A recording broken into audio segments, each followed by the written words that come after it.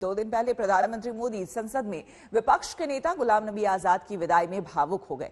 उम्मीद जगी कि नेताओं में संवेदनशीलता वाली ये लोकतांत्रिक सोच आगे बढ़ेगी, लेकिन राज्यपाल को लेकर जैसे केंद्र राज्य सरकार में खींचतान पश्चिम बंगाल में दिखती है, वही महाराष्ट्र में भी हुआ।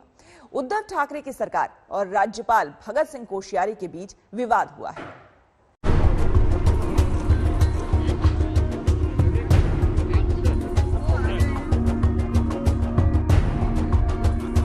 महाराष्ट्र के राज्यपाल भगत सिंह कोश्यारी जब उत्तराखंड में अपने आवास पहुंचे तो प्रोटोकॉल के तहत स्वागत हुआ।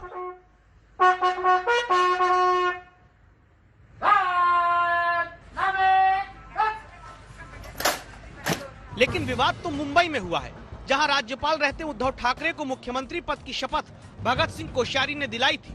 तो हुआ ये कि राज्यपाल को मुंबई से उत्तराखंड जाने के लिए सरकारी विमान देने से महाराष्ट्र सरकार ने इनकार कर दिया।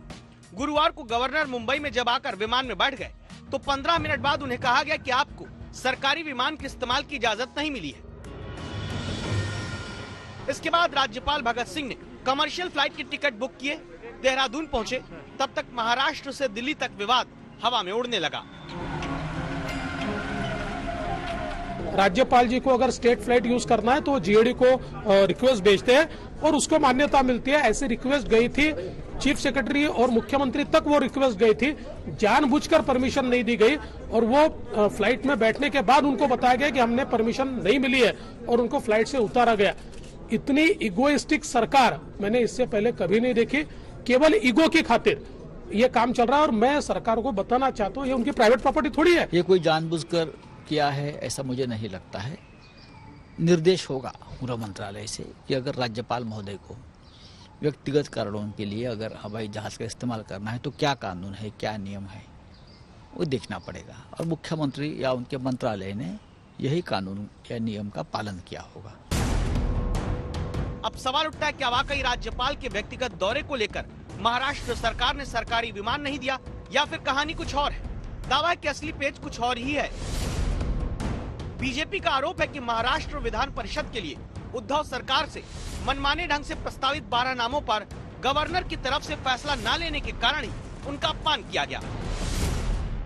महाराष्ट्र सरकार की अहंकार और बदले के भाव से सियासत जो कर रही है, इसका उदाहरण है। इसके पूर्व ऐसा कभी नहीं हुआ। केवल और केवल अपने मर्जी के लोगों को महाराष्ट्र की सरकार विधान परिषद का सदस्य बनाना चाहती है। महामहिम राज्यपाल को हवाई जहाज नकारना, यह उस पद का अपमान है। 1 साल से 12 नाम रात भर में कैबिनेट के सिफारिश से जाकर पहुंचे हैं। वो अब तक आप फाइल नहीं देखते। तो कानून और गैर कानूनी क्या है, उस बारे में सबको सोचना पड़ेगा। राज्यपाल और उद्धव सरकार में विवाद का ये पहला मामला नहीं है। इससे पहले कोरोना काल में मंदिर खोलने को लेकर गवर्नर, महाराष्ट्र सरकार आमने सामने आए थे।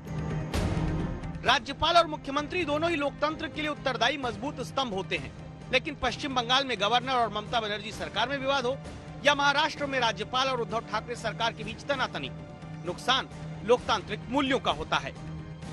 मुंबई से कमलेश सुतार के साथ हिमांशु मिश्रा, दिल्ली आज तक।